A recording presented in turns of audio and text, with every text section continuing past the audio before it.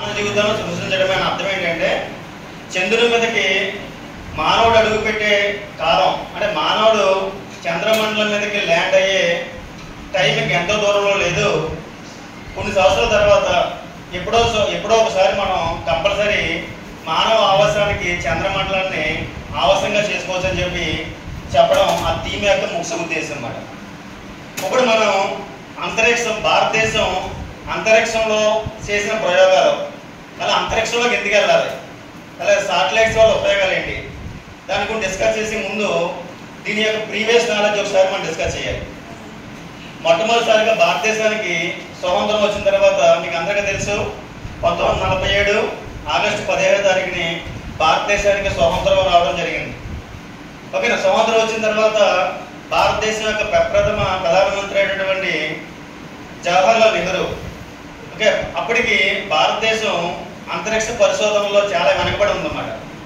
ఏ అంతరిక్ష పరిశోధనలు చేయాలన్నా మనం ఏ దేశం మీద ఆధారపడి ఉన్నామంటే మనం అప్పటికి రష్యా దేశం మీద ఆధారపడి ఉండడం జరిగింది. రష్యా దేశం మీద ఆధారపడి మన దేశం ప్రయోగాలు చేయడం జరిగింది. కానీ మొట్టమొదటిసారిగా 1969 సంవత్సరంలో ఇస్రో అన్నది ఏర్పడింది. ఇస్రో అంటే భారతదేశం యొక్క అంతరిక్ష యాత్ర మొట్టమొదటిసారిగా ఇస్రోను స్థాపించడం జరిగిందన్నమాట. ఇస్రో అంటే ఏంటంటే మనకి ఇండియన్ స్పేస్ రీసెర్చ్ ఆర్గనైజేషన్. ఈ ఇస్రో యొక్క ప్రధాన కార్యాలయం ఎక్కడ ఉందంటే మనకి బెంగళూరులో ఉందన్నమాట. దీనికి మొట్టమొదటిసారిగా విక్రమ్ సారాభాయ్ అనే అతను మొట్టమొదటిసారిగా ఇస్రోకి సైర్మన్ కింద యాడ్ అవ్వడం జరిగిందన్నమాట. ఈ విక్రమ్ సారాభాయ్ని father of space research program okay భారత అంతరిక్ష పితామహుడు అని పిలుస్తారన్నమాట. అతని పేరు ఎవరంటే విక్రమ్ సారాభాయ్ అన్నమాట. ఒక ప్రస్తుతం ఇస్రో సైర్మన్ కింద ఎవరు ఉన్నారంటే మనకి ఎస్ఎస్ సోమనాథ్ అనే అతను ఇప్పుడు ప్రస్తుతం ఇస్రో సైర్మన్ కింద ఉండడం జరిగింది. ఈ ఇస్రో సైర్మన్ కింద సోమనాథ్ అయిన తర్వాత మనం సక్సెస్ఫుల్ గా చంద్రయాన్ 3ని కంప్లీట్ చేసుకున్నాం. అదేవిధంగా అదే సంవత్సరం 2023 సెప్టెంబర్ 2వ తారీఖుని మళ్ళీ సూర్యుడి మీదకి పరిశోధనల కోసం ఆదిత్య L1 మిషన్ కూడా సక్సెస్ అవ్వడం జరిగింది. తర్వాత ఈయన యొక్క ఇస్రో సైర్మన్ కింద ఉండగానే 2027-28 ప్రాంతంలో చంద్రయాన్ 4 కానీ తర్వాత చంద్రయాన్ 5 కానీ ఈ ప్రయోగాలు కూడా చేయడానికి ప్రాజెక్టులను రూపకల్పన చేశారన్నమాట. ఎవరంటే ఆయన పేరు ఎస్ సోమనాథ్ అన్నమాట. అందువల్ల ఎస్ సోమనాథ్ గురించి ప్రత్యేకంగా మనం ప్రత్యేకంగా డిస్కస్ చేయవలసిన అవసరం ఉందన్నమాట. ఓకేనా. అదే ముందు చంద్రుని మండలం మీదకి ఎందుకు వెళ్ళాలి మనం, అదే శాటిలైట్స్ ఎందుకు ప్రయోగించాలి. ఓకేనా. ఇప్పుడు ముఖ్యంగాను శాటిలైట్స్ ఎందుకు ప్రయోగిస్తామంటే దాని ఉపయోగాలు చెప్తాను వినండి ఒకసారి. వాతావరణ పరిశోధన కోసం అంటే మనకి ఏ సందర్భంలో తుఫాన్లు వస్తాయి, ఏ సందర్భంలో వరదలు వస్తాయి, ఏ సందర్భంలో సైక్లోన్లు వస్తాయి అన్నది ముందస్తు సమాచారం, ఖచ్చితమైన సమాచారం దేనివల్ల అందుతుందంటే మనకి శాటిలైట్స్ వల్ల అందుతుంది. ఈ శాటిలైట్స్ లేకపోతే మనకి వాతావరణ హెచ్చరికలు ఏమీ జారీ కావు అన్నమాట. అందువల్ల తుఫాన్లన్నా సైక్లోన్ల గురించి కానీ అదేవిధంగా వరదల గురించి కానీ ఓకేనా. తర్వాత ఈ భూకంపాలు ఎప్పుడు వస్తాయి, ఎర్త్ కేక్స్ ఎప్పుడు వస్తాయి అన్నది ఈ సమాచారం ఖచ్చితంగా అందుతుందన్నమాట.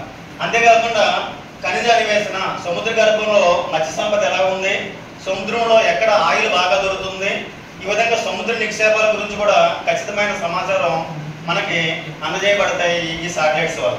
ఇది రెండో ఉపయోగం చెప్పుకోవచ్చు అన్నమాట. మూడో ఉపయోగానికి వచ్చేటప్పటికి ఇంకా చాలా ఉపయోగాలు ఉంటాయి.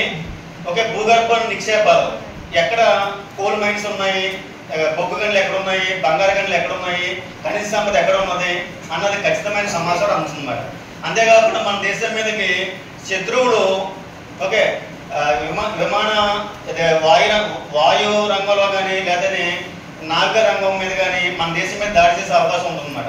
అందువల్ల ఒక నిఘా వ్యవస్థను ప్రవేశపెట్టి ఆ నిఘా వ్యవస్థ ద్వారా గూఢచర్యం అంటే శత్రు దేశం ఏం చేస్తుంది, మన దేశం మీద ఎక్కడైనా అటాక్ చేయడానికి సిద్ధంగా ఉందా అన్నది ఖచ్చితమైన సమాచారం గురించి కూడా మనకి ముందే హెచ్చరికలు ఈ శాటిలైట్స్ అందజేస్తాయి మేడం.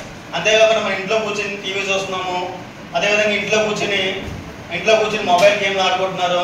ఇవన్నీ కూడా దేని ద్వారా సాధ్యమైందంటే మనకి శాటిలైట్స్ వల్లే సాధ్యమైంది అన్నమాట. అందువల్ల కమ్యూనికేషన్ వ్యవస్థలో కూడా ఈ కమ్యూనికేషన్ వ్యవస్థలో కూడా ప్రధానమైన పాత్ర వహించేది ఎవరంటే మనకి ఈ శాటిలైట్స్ అన్నమాట. అందుకనే ఈ శాటిలైట్స్ మీదకి ప్రయోగాలు చేస్తుంటారు. మీకు డౌట్ రావచ్చు, మరి శాటిలైట్స్ ఓకే ఈ భూమి చుట్టూ తిరుగుతుంటాయి కాబట్టి మనకి భూమికి సంబంధించిన సమాచారం అందిస్తున్నాయి కదా, మరి చంద్రుడి మీదకి ఎందుకు వెళ్ళారని రావచ్చు. చంద్రుని మీదకి వెళ్ళడానికి ప్రధానమైన కారణం ఏంటంటే మనకి అక్కడ చంద్రమండలం మీద మానవుడు నివసించడానికి అనుకూలమైన ప్రాంతం ఏమైనా ఉందా, అదేవిధంగా అక్కడ దొరికే మట్టి, రాళ్ళు, ఖనిజాలు, రకరకాల ఖనిజాలు లభిస్తూ ఉంటాయి మేడం. ఇది చంద్రయాన్ 3 చేయడం వల్ల మనకు వచ్చిన ఉపయోగాలు ఏంటంటే చంద్రమండలం మీద మొట్టమొదటిసారిగా సౌత్ పోల్ మీద, దక్షిణ ధ్రువం మీద దిగిన ఏకైక దేశం మన భారతదేశం. ఓకే, సౌత్ పోల్ రీచ్ అయిన భారతదేశం. సౌత్ పోల్ని ఎందుకంటే కూడా డౌట్ రావచ్చు, ఇది కొన్ని వేల సంవత్సరాల నుంచి కూడా ఎటువంటి సూర్యకాంతి ఈ సౌత్ పోల్ మీద పడతలేదు అన్నమాట. అటువంటి నీడగా ఉన్న ప్రాంతం ఏమైందంటే మనకి అక్కడ నీటి జాడలు, అంటే మానవుడు నివసించడానికి నీరు కావాలి కాబట్టి అక్కడ నీటి జాడలు ఏమైనా ఉన్నాయా, లేకపోతే అక్కడ ఖనిజ నిక్షేపాలు ఏమైనా ఉన్నాయా అని అన్వేషణ చేయడానికి ఈ చంద్రయాన్ 3ని ప్రయోగించారు అన్నమాట. ఈ చంద్రయాన్ 3 ఏం చేసిందంటే మనకి ఈ చంద్రమండలం మీద ఎక్కువగా సల్ఫర్ నిక్షేపాలు ఉన్నాయి, సల్ఫర్ అన్న మూలకాలు ఉన్నాయి. అంతేకాకుండా మానవుడు జీవించడానికి అవసరమైన ఆక్సిజన్ కూడా ఉంది. ఆక్సిజన్తో పాటు అల్యూమినియము, కాల్షియము, టైటానియము, క్రోమియం అనే మెటల్స్ కూడా ఉన్నాయి, రకరకాల ఖనిజ నిక్షేపాలు ఉన్నాయని చెప్పి ఈ సమాచారాన్ని మనకి అందజేయడం జరిగింది అన్నమాట. అందువల్ల ఇప్పటి వరకు చంద్రమండలం మీదకి ల్యాండ్ అయిన దేశాలు 4 దేశాలు ఉన్నాయన్నమాట. America, Russia, China. 4వ దేశం ఎవరంటే మనకి భారతదేశం అన్నమాట. మన భారతదేశం చంద్రయాన్ 3 సక్సెస్ అయిన తర్వాత జపాన్ కూడా చంద్రమండలం మీదకి యాత్ర చేసింది, కానీ అది సాఫ్ట్ ల్యాండింగ్ అవ్వలేదు అన్నమాట. ఓకేనా, ఈ సాఫ్ట్ ల్యాండింగ్ అవడానికి 3 ప్రయోగాలు చేసాం ప్రస్తుతానికి మనం. 2008లో అక్టోబర్ 2008 అక్టోబర్ 22వ తారీఖున మొట్టమొదటిసారిగా చంద్రయాన్ 1 చేసాం అన్నమాట. ఈ చంద్రయాన్ 1 మొట్టమొదటిసారిగా సక్సెస్ఫుల్గా మనం కంప్లీట్ చేసుకున్నాం. అప్పుడు ఇది చంద్రమండలం మీద నీటి జాడలు ఏమైనా ఉన్నాయా అని కనుక్కోవడానికి, ఇది అప్పటికి మనం ఎటువంటి ల్యాండర్ను కూడా చంద్రమండలం దింపలేదు, కానీ చంద్రుడి మీదకి వెళ్ళడం జరిగింది మనకి. ఓకేనా, అది సక్సెస్ఫుల్గా రన్ అయింది మనకి 2008. తర్వాత 2019లో చంద్రయాన్ 2 చేసాం అన్నమాట, కానీ ఇది ఫెయిల్ అవ్వడం జరిగింది. 2019లో చేసిన ప్రయోగం ఫెయిల్ అవ్వడం జరిగింది. ఈ ఫెయిల్ అయిన తర్వాత దీని నుంచి మనం ఏం చేసామంటే మనం కొన్ని మార్పులు చేసి మళ్ళీ 2023 జూలై 14వ తారీఖుని 2023 జూలై 14వ తారీఖుని పెద్ద ఒక శాటిలైట్ తీసుకున్నారన్నమాట. దాన్ని బాహుబలి శాటిలైట్ అంటారు అన్నమాట. దాన్ని LVM M3M4 అనే ఒక శాటిలైట్ ద్వారా మనం దేన్ని తీసుకెళ్ళామంటే మనకి చంద్రయాన్ 3 స్పేస్ శాటిలైట్ ని చంద్రమండలం మీద తీసుకెళ్ళడం జరిగింది అన్నమాట. అందులో మొట్టమొదటిగా మనం చెప్పుకోవాల్సింది ల్యాండర్ పేరు ఏంటంటే విక్రమ్ అన్నమాట. ల్యాండర్ పేరు ఏంటంటే విక్రమ్. ఈ విక్రమ్ అని ఎందుకు పేరు పెట్టినట్టు విక్రమ్ సారాభాయ్ అంటే భారత అంతరిక్ష పితామహుడు అయినటువంటి విక్రమ్ సారాభాయ్ గౌరవార్థం దానికి విక్రమ్ అని పేరు పెట్టడం జరిగింది అన్నమాట. అదేవిధంగా ఈ ల్యాండర్ ఎప్పుడైతే 2023 ఆగస్టు 23 6 గంటలకి ఎప్పుడైతే చంద్రమండలం మీద రీచ్ అయిందో దాని నుంచి ఒక రోవర్, ఒక చిన్న పరికరం బయటకు వచ్చింది. మీరు అందరూ చూసే ఉంటారు. దాని పేరు ప్రజ్ఞాన్. దాని పేరు ఏంటంటే ప్రజ్ఞాన్. ఓకే, ల్యాండర్ పేరేమో విక్రము, రోవర్ పేరేమో ప్రజ్ఞాన్. ప్రజ్ఞాన్ అంటే అర్థం ఏంటంటే బుద్ధి లేదా జ్ఞానం అని అర్థం. ఇది రోవర్ ఏం చేస్తుందంటే మనకి 14 రోజుల పాటు అంతపోసి 1.5 కిలోమీటర్లు చంద్రమండలం మీద 1.5 కిలోమీటర్లు అది ట్రావెల్ చేసి ఆ చంద్రుడికి సంబంధించిన ఇమేజెస్ పంపించడం జరిగింది అన్నమాట. మళ్ళీ ఆ ఇమేజెస్ అన్నీ కూడా ఎక్కడికంటే అంటే మనకి స్పేస్ అప్లికేషన్ సెంటర్ ఉంది, అహ్మదాబాద్లో ఉందన్నమాట. ఈ స్పేస్ అప్లికేషన్ సెంటర్కి ఈ చంద్రమండలం మీద తీసిన ఫొటోస్, ఇమేజెస్ అన్నీ కూడా ఇది క్యాప్చర్ చేసి 14 రోజుల పాటు పంపించడం జరిగింది అన్నమాట. ఈ 14 రోజుల తర్వాత ఈ చంద్రయాన్ 3 మిషన్ పనిచేయడం ఆగిపోయింది. ఓకేనా, ఇది ఎందుకంటే మొట్టమొదటిగా ప్రపంచంలోనే మనకన్నా శ్రీమంతమైన దేశాలు ఉన్నాయి. అమెరికా కానీ, చైనా కానీ, జపాన్ కానీ ఉన్నాయి. కానీ ఏ దేశాలు కూడా సౌత్ పోల్ రీచ్ అవ్వలేదు. మన భారతదేశంలో మొట్టమొదటిసారిగా సౌత్ పోల్ రీచ్ అయింది, దక్షిణ ధ్రువాన్ని చేరుకుంది. అంతేకాకుండా చంద్రమండలం మీద నీటి జాడలు ఉన్నాయి, అంతేకాకుండా చంద్రమండలం మీద ఖనిజ నిక్షేపాలు ఉన్నాయి, చంద్రమండలం మీద సల్ఫర్ ఉనికి ఉంది, ఆక్సిజన్ ఉనికి ఉందని మొట్టమొదటిసారిగా కనుగొన్న దేశం ఏంటంటే మనకి మన భారతదేశం అన్నమాట. దీనికి మనం ఇస్రో శాస్త్రవేత్తలందరినీ అభినందించవలసిన అవసరం ఉందన్నమాట. అదేవిధంగా మనకి స్పేస్ సెంటర్స్ వచ్చేటప్పటికి విక్రమ్ సారాభాయ్ స్పేస్ సెంటర్ అన్నది తిరువనంతపురం కేరళలో ఉండడం జరిగింది. ఓకే, స్పేస్ అప్లికేషన్ సెంటర్ అహ్మదాబాద్లో ఉంది. అదేవిధంగా ఇస్రో ప్రధాన కార్యాలయం ఎక్కడ ఉందంటే మనకి బెంగళూరులో ఉండడం జరిగింది అన్నమాట. ఈ విధంగా భారతదేశం నలుమూలలో కూడా రిమోట్ సెన్సింగ్ ఏజెన్సీ హైదరాబాద్లో ఉందన్నమాట. ఈ విధంగా ఒక్కొక్క ఏజెన్సీ అంటే రాకెట్ శాటిలైట్ పరికరాలంటే ఇంధనం కావాలి, శాటిలైట్ విడిభాగాలు కావాలి, దానికి సంబంధించిన పదార్థం కావాలి. ఇవన్నీ కూడా వివిధ ప్రాంతాల్లో తయారు చేస్తారన్నమాట. వివిధ ప్రాంతాల్లో తయారు చేసి ఎక్కడి నుంచి ప్రయోగిస్తారంటే మనకి ఇస్రోలోని సార్ నుంచి ప్రయోగిస్తారన్నమాట. సార్ అంటే ఏంటి, అది ఎక్కడ ఉంది, ఎక్కడ ఉంది సారు, సారు ఎక్కడ ఉంది, అంతరిక్ష ప్రయోగ కేంద్రం ఎక్కడ ఉంది మనకి, సారు ఎక్కడ ఉంది చెప్పగలరు ఎవరన్నా? తిరుపతి జిల్లా శ్రీహరికోటలో ఉందన్నమాట. ఓకే, శ్రీహరికోటలో ఉంది సార్. సార్ అంటే ఏంటి, సార్ అంటే ఏంటి, స్పేస్ రీచ్. సార్ అంటే దానికి ఇంకో పేరు కూడా ఉంది, సతీష్ ధావన్ స్పేస్ సెంటర్ అనమాట. Satish Dhawan space centre. Okay, sir అంటే ఏంటి అర్థం, SHAR Sriharikota high altitude ranging. Sriharikota high altitude ranging అంటారు అన్నమాట సార్ని. ఓకేనా, దీనికి సతీష్ ధావన్ స్పేస్ సెంటర్ అని కూడా పిలుస్తారు అన్నమాట దాన్ని. అక్కడి నుంచి ఇది ఎక్కడ ఉందంటే సుల్లూరుపేట దగ్గర ఉందన్నమాట. దీన్ని చేసే ముందు ఈ చంద్రయాన్ 1 కానీ, చంద్రయాన్ 2 కానీ, చంద్రయాన్ 3 కానీ ఇది చేసే ముందు ఏం చేస్తారంటే మనకి మొట్టమొదటిసారిగా ఓకే ఒక చెంగాలమ్మ టెంపుల్ ఉంటుంది అన్నమాట. ఆ చెంగాలమ్మ టెంపుల్ దగ్గరికి ఈ రాకెట్ నంబర్ను పట్టుకెళ్ళి అక్కడ పూజ చేసి, ఆ తర్వాత ఎవరైతే ఇస్రో సైతం ఉన్నాడో అక్కడికి వెళ్ళి పూజ చేస్తారన్నమాట ముందు. ఆ తర్వాత అది ఎందుకు అనుకూలంగా ఉందంటే శ్రీహరికోట దాని దగ్గరలోనే పక్కనే సముద్రం ఉంటుందన్నమాట. ఆ సముద్రంలో ఈ రాకెట్ విడిభాగాలు అంతా పడిపోతాయి. అందువల్ల షార్ అన్నది ప్రయోగాలు చేయడానికి అనుకూలంగా ఉంటుందన్నమాట. ఇది మన ఆంధ్రప్రదేశ్లో ఉంది. ఆంధ్రప్రదేశ్ తిరుపతి జిల్లా, ప్రస్తుతం తిరుపతి జిల్లా అన్నమాట. ఇదివరకు నెల్లూరు జిల్లా అని పిలిచారు. నెల్లూరు జిల్లా శ్రీహరికోట అనేవారు. ఇప్పుడు కానీ జిల్లా మారిన తర్వాత తిరుపతి జిల్లా ఎక్కడ ఉంది, శ్రీహరికోటలో ఉందన్నమాట. సుల్లూరుపేట దగ్గర శ్రీహరికోటలో ఉండడం జరిగింది అన్నమాట. ఓకే, దీని నుంచి ఏం చేస్తారంటే చంద్రయాన్ 1, చంద్రయాన్ 2, చంద్రయాన్ 3 ప్రయోగించారన్నమాట. తర్వాత మళ్ళీ అక్కడతో మన విజయయాత్ర ఆగిపోదు. ఎందుకంటే భారత విజయయాత్ర, భారత అంతరిక్ష విజయయాత్ర నిరంతరం కొనసాగాలని చెప్పి మనం మళ్ళీ ఒక లక్ష్యాన్ని ఎన్నుకొని చంద్రయాన్ 4, చంద్రయాన్ 5 తయారు చేస్తున్నాం అన్నమాట. చంద్రయాన్ 4 ఎందుకు తయారు చేస్తున్నారు?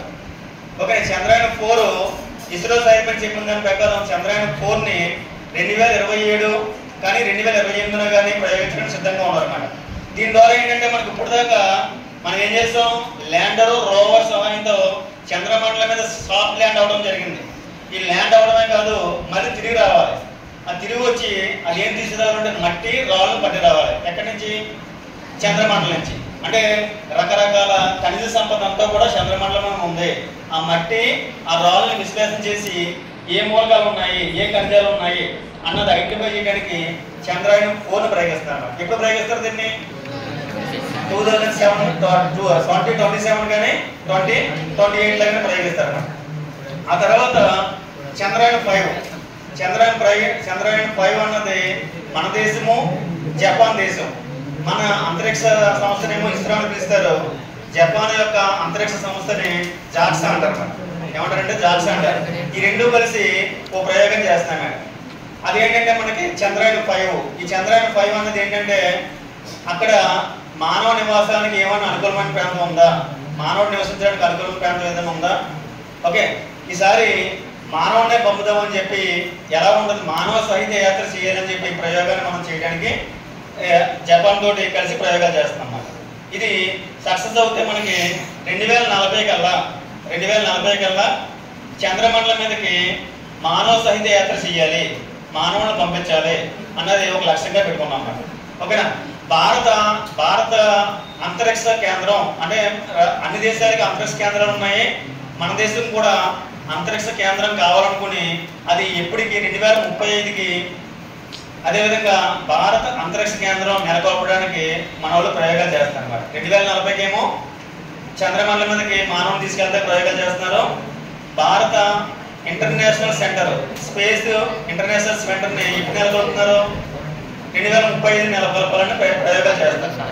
ఇప్పుడు మన వాళ్ళు ఇంకో ఇది కాకుండా సూర్యుడి మీదకి చంద్రమండలమే కాదు సూర్యుడి మీద కూడా వెళ్ళాము. అది ఆదిత్య L1 అన్నమాట. ఆదిత్య L1 సెప్టెంబర్ 2, 2023 తారీఖుని సూర్యమండలం మీదకి వెళ్ళింది అన్నమాట. ఇది ఆల్మోస్ట్ భూమి నుంచి 15 లక్షల కిలోమీటర్ల దూరంలో ఉన్నటువంటి లాగ్రాంజ్ 1 పాయింట్ చేరుకున్నమాట. ఇది చేరుకుని అక్కడి నుంచి ఏం చేస్తుందంటే మనకి సూర్యుడికి సంబంధించినటువంటి ఫోటోలు అంటే సూర్యమండలానికి వెళ్ళాలంటే కొన్ని మిలియన్ల డిగ్రీ టెంపరేచర్ ఉంటుందన్నమాట. ఈ సూర్యగోళంలో న్యూక్లియర్ ఫ్యూజన్ అంటే కేంద్రక సమ్మేళనం జరుగుతాయి. అందువల్ల ఏమవుతుంది కొన్ని మిలియన్ డిగ్రీలు వస్తున్నాం కదా విడిది అవుతుంది. అక్కడికి ఎవరు వెళ్ళినా కూడా భస్మం అయిపోతారు అన్నమాట. అందువల్ల ఎటువంటి పరికరాలన్నా కూడా కాలిపోవడం జరుగుతుంది అన్నమాట. అందువల్ల ఏం చేస్తున్నారు అక్కడికి వెళ్లకుండా భూమి నుంచి ఒక 15 లక్షల కిలోమీటర్ల హైట్ లో ఉన్నటువంటి ఒక పాయింట్ ని ఆధారంగా తీసుకుని ఆ పాయింట్ లోకి ఏం చేస్తారంటే ఒక కెమెరాతో కూడిన ఒక శాటిలైట్ ప్రయోగిస్తారు అన్నమాట. అదే ఆదిత్య L1 అన్నమాట. ఇది సూర్యుడికి సంబంధించినటువంటి ఫోటోస్ఫియర్, క్రోమోస్ఫియర్, కరోనా సంబంధించిన ప్రయోగాల్లో ఫోటోలు తీసి మనకి భూమి మీద పంపించడం జరిగింది అన్నమాట. దీనివల్ల ఉపయోగాలు ఏంటి? సూర్యుడిని ఫోటోలు తీస్తే మనకు వచ్చిన ఉపయోగాలు ఏంటి అంటే సూర్యుడిలో కూడా ఈ కేంద్రక సమ్మేళన శైలి జరుగుతూ ఉంటాయి మేడం. న్యూక్లియర్ ఫ్యూజన్ రియాక్షన్ జరుగుతూ ఉంటాయి మేడం. ఈ సమ్మేళన శైలి జరిగితేనే సౌర తుఫాన్లు ఏర్పడతాయి మేడం. మన భూమి మీద ఎలాగైతే సౌర తుఫాన్లు వచ్చినాయో సూర్యుడి మీద కూడా ఏం జరుగుతాయంటే సౌర తుఫాన్లు వస్తాయి మేడం. ఈ సౌర తుఫాన్లు వస్తే మనకు వచ్చిన నష్టం ఏంటి? మనం ఎవరి చుట్టూ తిరుగుతున్నాం? సూర్యుని చుట్టూ తిరుగుతున్నాం. మన చుట్టూ ఎవరు తిరుగుతున్నారు? చంద్రుడు తిరుగుతున్నారు. మన చుట్టూ చంద్రుడు తిరుగుతున్నారు, మనమే సూర్యుని చుట్టూ తిరుగుతున్నాం. ఈ సౌర తుఫాన్లు వచ్చినాయి అనుకోండి ఏమవుతుందంటే మనకి భారతదేశంలో మొత్తం ప్రపంచంలో ఉన్నటువంటి కమ్యూనికేషన్ సిస్టమ్ అంతా కొలాప్స్ అయిపోతుంది మేడం. అందువల్ల ఈ సమాచార వ్యవస్థ అంతా కూడా పాడైపోయే అవకాశం ఉంటుంది మేడం. ఈ సౌర తుఫాన్లు ఎక్కడ వస్తున్నాయి, ఎప్పుడు వస్తాయి, ఎటువంటి ప్రికాషన్లు తీసుకోవాలి అన్న దాని గురించి మనం ఏం ప్రయోగించామంటే ఆదిత్య L1 ప్రయోగించడం జరిగింది. అదే కాకుండా భారతదేశం నుంచి భూమి నుంచి ఒక పాయింట్ చేసుకోవడానికి అంతరిక్ష యాత్ర చేయడానికి గగనయాన్ అని ఒక యాత్ర చేస్తాం మనం. గగనయాన యాత్రకి మన వాళ్ళు ఏం చేస్తారంటే అమెరికా సహకారం తీసుకున్నారు, జపాన్ సహకారం తీసుకున్నారు, అమెరికా సహకారం తీసుకున్నారు అన్నమాట. దీనికి ఎయిర్ ఫోర్స్ పైలట్లు 4 సెలెక్ట్ చేయడం జరిగింది అన్నమాట. అందులో సుభాన్ శుక్లా అని, ప్రశాంత్ బాలకృష్ణ నాయర్ అని, ఒక అంగద్ ప్రతాప్ అని చెప్పి ఇంకో అతను ఎవరు ఉన్నారు. ఈ 4 కలిసి ఇప్పుడు అమెరికా ఎక్కడ శిక్షణ తీసుకుంటారంటే రష్యాలో శిక్షణ తీసుకుంటారు అన్నమాట. అదేవిధంగా ఆల్రెడీ మనము భారతదేశంలో అంతరిక్ష యాత్ర చేసిన మొట్టమొదటి వ్యక్తి ఎవరు? అంతరిక్ష యాత్రికుడు ఎవరు? భారతదేశానికి ఎవరు వెళ్ళారు అంతరిక్షంలోకి మొట్టమొదటిగా?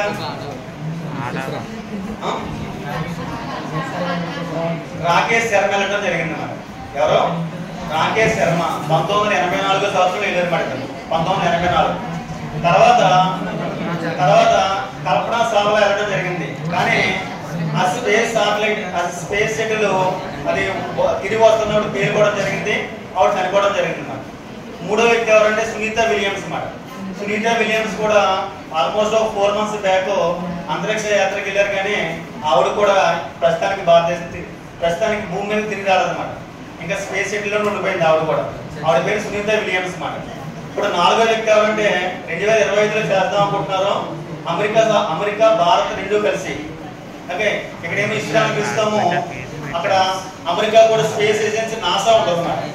ఓకే, ఇస్రో నాసా కలిసి నిసార్ కింద ఏర్పడి 2025కి అంతరిక్ష యాత్ర చేయడానికి సుభాన్ శుక్లా అన్న ఒక అతన్ని భారతదేశానికి పంపించడం జరిగింది. అతను అమెరికాలో ఓకేనా. ఈ విధంగా మనకి దీని గురించి ఇస్రో గురించి చెప్పే ముందు missile man of India Abdul Kalam గురించి కూడా డిస్కస్ చేయాలన్నమాట. భారత అంతరిక్షంలో పరిశోధన చేయడానికి పునాదులు ఎవరు వేసారంటే విక్రమ్ సారాభాయ్ వేశారు. విక్రమ్ సారాభాయ్ వేసిన దాని తర్వాత వచ్చినటువంటి కస్తూరి రంగన్ కానీ, మాధవన్ నాయర్ కానీ, అదేవిధంగా అబ్దుల్ కలాం. ఓకే, అబ్దుల్ కలాం కూడా రకరకాల క్షిపణులను ప్రయోగించడంలో, ఆ క్షిపణులు తయారు చేయడంలో చాలా కృషి చేయడం జరిగింది. అందువల్ల అతను ఏమని పిలుస్తాం మనం? మిసైల్ మ్యాన్ ఆఫ్ ఇండియా అని పిలుస్తాం. ఓకేనా.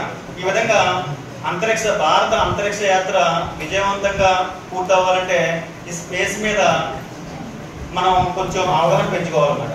అందువల్ల ఈ రోజుని 2024 ఆగస్టు 23 ఏం జరుపుకుంటాం మనం? నేషనల్ స్పేస్ డే కింద జరుపుకుంటున్నాం అన్నమాట. ఓకేనా? ఇది మెయిన్ కాన్సెప్ట్ ఇది మాట. ఓకే, అర్థమైంది అనుకుంటున్నాం అందరికి.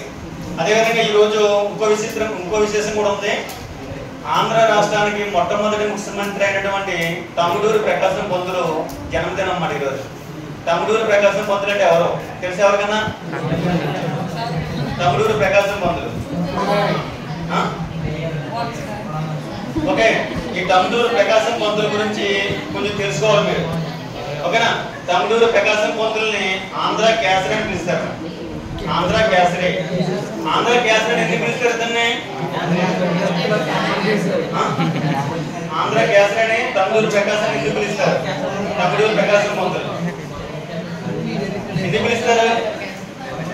ఓకే, మన దేశం 1947 ఆగస్టు 15 స్వాతంత్రం రావడం జరిగింది. ఈ స్వాతంత్రం ముందు భారతదేశాన్ని ఎవరు పరిపాలించారు? బ్రిటిష్ వాళ్ళు పరిపాలించారు. ఈ బ్రిటిష్ వాళ్ళు ఆల్మోస్ట్ 200 సంవత్సరాల పాటు భారతదేశాన్ని పరిపాలించడం జరిగింది అన్నమాట. వీళ్ళు ఏం చేశారంటే మనకి మన దేశానికి ఎందుకు వచ్చారు అలా తెలిసే ఎవరికన్నా? ఎందుకు వచ్చారు చెప్పండి వాళ్ళు? ఓకే, మనం దోసుకోవడానికి వచ్చారు. ఏం దోసుకోవడానికి వచ్చారు? ఓకే, అప్పుడు మన భారతదేశం అభివృద్ధి చెందిన దేశం అన్నమాట. ఈ దేశంలోనూ మస్లిన్ వస్త్రాలు అంటే రకరకాల పట్టు వస్త్రాలు మన దేశంలో దొరికాయి అన్నమాట. అదేవిధంగా స్పైసెస్ సుగంధ ద్రవ్యాలు ఎక్కువగా దొరికాయి అన్నమాట. ఈ సుగంధ ద్రవ్యాలు అదేవిధంగా బ్రిటిష్ లో ఉన్నటువంటి అధికారులకు భార్యలకి భారతదేశం మీద వస్త్రాల మీద మోజు ఎక్కువగా ఉంటుంది అన్నమాట. ఈ భారతదేశం యొక్క వస్త్రాల మీద మోజు ఎక్కువగా ఉంటే ఆ సంపాదించిన సొమ్మంతా కూడా ఈ భారతదేశంలో ఉన్న వస్త్రాలు అన్నింటికి డబ్బులు తగలేస్తారని చెప్పి ఈ దేశంలో వస్త్ర పరిశ్రమను మనమే స్థాపించి దాన్ని అభివృద్ధి చేస్తే మనకు ఫ్రీగా ఎన్ని వస్త్రాలన్నీ వస్తాయన్న సంకల్పంతో మన దేశానికి వచ్చారు. ఎవరు వచ్చారు? బ్రిటిష్ ఈస్ట్ ఇండియా కంపెనీ వచ్చింది అన్నమాట. బ్రిటిష్ ఈస్ట్ ఇండియా కంపెనీ వచ్చింది. ఆ తర్వాత మన దేశంలో రాజుల మధ్య ఉన్నటువంటి అనైక్యతను ఆధారంగా చేసుకుని మన దేశాన్ని మెల్లమెల్లగా ఒక్కొక్క రాజ్యాన్ని ఆక్రమించి మొత్తం మన దేశంలో ఉన్న ముడి సంపద అందరినీ అమెరికా ఎక్కడికి ఇంగ్లాండ్ వరకు వెళ్ళిపోవడం మొదలెట్టారు. ఓకే, దీని వ్యతిరేకంగా 3 ఉద్యమాలు జరిగినాయి. అది 1857 తిరుగుబాటు అని చెప్పి, ఓకే, తర్వాత 1885 నుంచి 1905 వరకు మితవాద దశ అని చెప్పి, తర్వాత 1905 నుంచి 1920 వరకు అతివాద దశ అని, 1920 తర్వాత గాంధీ యుగం అని చెప్పి రకరకాల మూవ్మెంట్స్ స్టార్ట్ అయినాయి అన్నమాట. ఆ మూవ్మెంట్స్ లో వచ్చింది ఏంటంటే మనకి సైమన్ కమిషన్ అన్నమాట. సైమన్ కమిషన్ ఒక కమిషన్ 1928 సంవత్సరంలో భారతదేశానికి రావడం జరిగింది అన్నమాట. ఈ సైమన్ కమిషన్ ఎందుకు వచ్చిందంటే మనకి అప్పుడు రౌలెస్ చట్టానికి వ్యతిరేకంగా మింటే మార్లే చట్టాలు చేయడం జరిగింది అన్నమాట. దానికి వ్యతిరేకంగా భారతదేశంలో పెద్ద ఎత్తున ఆందోళన జరిగింది అన్నమాట. ఈ ఆందోళనకి మద్రాసులో నాయకత్వం వహించిన వాడు ఎవడంటే మనకి టంగుటూరి ప్రకాశం పంతులు అన్నమాట. ఓకేనా?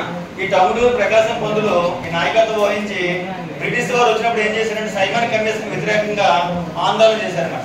వాళ్ళు ఏం చేశారంటే బ్రిటిష్ వాళ్ళు కాల్పులు జరగడం జరిగింది అన్నమాట. ఆ కాల్పుల్లో ఒక 18 సంవత్సరాల కుర్రోడు చనిపోవడం జరిగింది అన్నమాట. ఆ కుర్రోడిని చూడడానికి టంగుటూరి ప్రకాశం పంతులు వెళ్తానంటాడు అన్నమాట.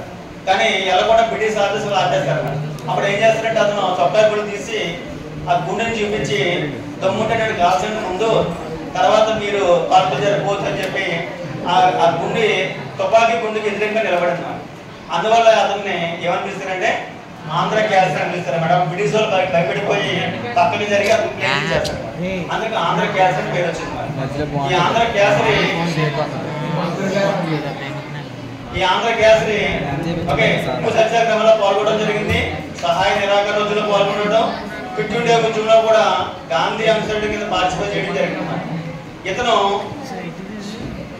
ఆంధ్ర రాష్ట్రానికి మొట్టమొదటి ముఖ్యమంత్రి అన్నమాట. ఆంధ్ర రాష్ట్రానికి మొట్టమొదటి ముఖ్యమంత్రి అంటే మనం అప్పటి వరకు మద్రాసు రాష్ట్రంలో కలిసి ఉండేవాళ్ళం అన్నమాట. తమిళనాడు రాష్ట్రంలో కలిసి ఉండేవాళ్ళం అన్నమాట. అప్పుడు మనకి వాళ్ళకి ఏది ఉండేదంటే మనకి మద్రాసు ఉమ్మడి రాజధాని కింద ఉండేది అన్నమాట. ఆ తర్వాత కర్నూలు క్యాపిటల్ కింద మనకి ఏం ఏర్పడిందంటే ఆంధ్ర రాష్ట్రం ఏర్పడింది. ఆంధ్ర రాష్ట్రానికి మొట్టమొదటి ముఖ్యమంత్రి ఎవరు? తమ్ముడూరి ప్రకాశం పొందింది.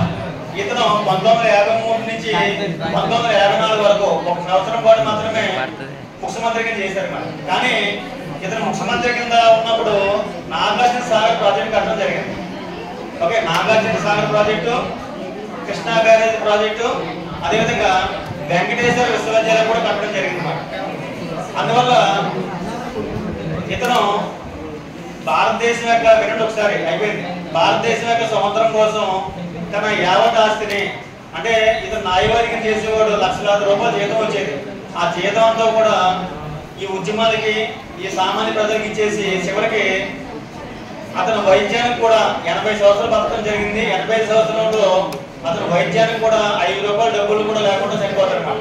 అటువంటి వ్యక్తి ఎవరంటే తమ్ముడూరి ప్రకాశం పంతులు. అటువంటి తమ్ముడూరి ప్రకాశం పంతులు ఎవరో మనకు తెలియదంటే మనకి నిజంగా ఆంధ్ర రాష్ట్రంలో మనం పుట్టడం దౌర్భాగ్యం. అందువల్ల మనం తెలుసుకోవాలి తమ్ముడూరి ప్రకాశం పంతులు ఎవరు, అతను ఏం చేశాడు, ఎందుకు ఆంధ్ర క్యాస్ట్ అని పేరు తెలుసుకోవాలి. అర్థమైంది చెప్పినే. Okay, thank you very much.